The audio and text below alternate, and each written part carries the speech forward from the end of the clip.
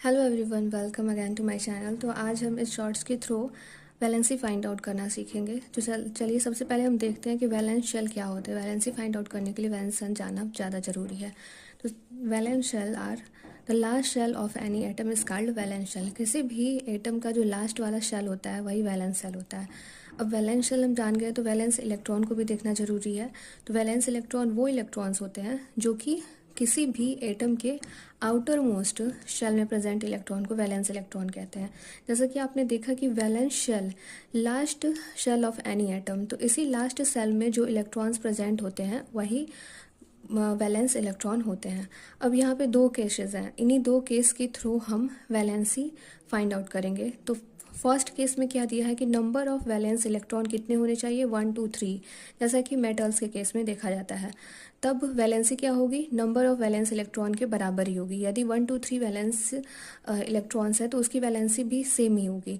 अब second case क्या है कि नंबर ऑफ वैलेंस इलेक्ट्रॉन यदि 4 से लेकर के 8 तक है, जो कि नॉन मेटल्स के केस में होता है, तब वैलेंसी क्या होगी, तब वैलेंसी को हम 8 में से इन नंबर ऑफ इलेक्ट्रॉन्स को माइनस करने पर देखेंगे।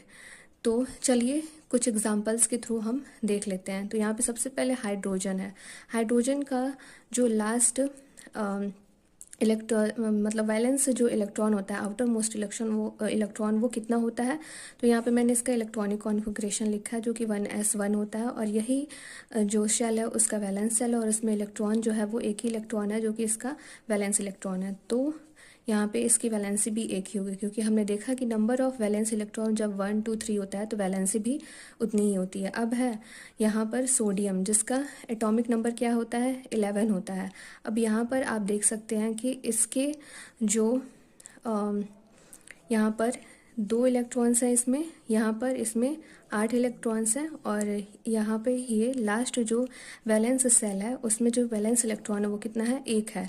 तब valence number of valence electron जब 1 2 3 होता है तो वैलेंसी क्या होती है, उतनी ही होती है जितना कि नंबर ऑफ वैलेंस इलेक्ट्रॉन है। अब ये जो केस है वो हमारा सेकंड वाले केस से रिलेटेड है।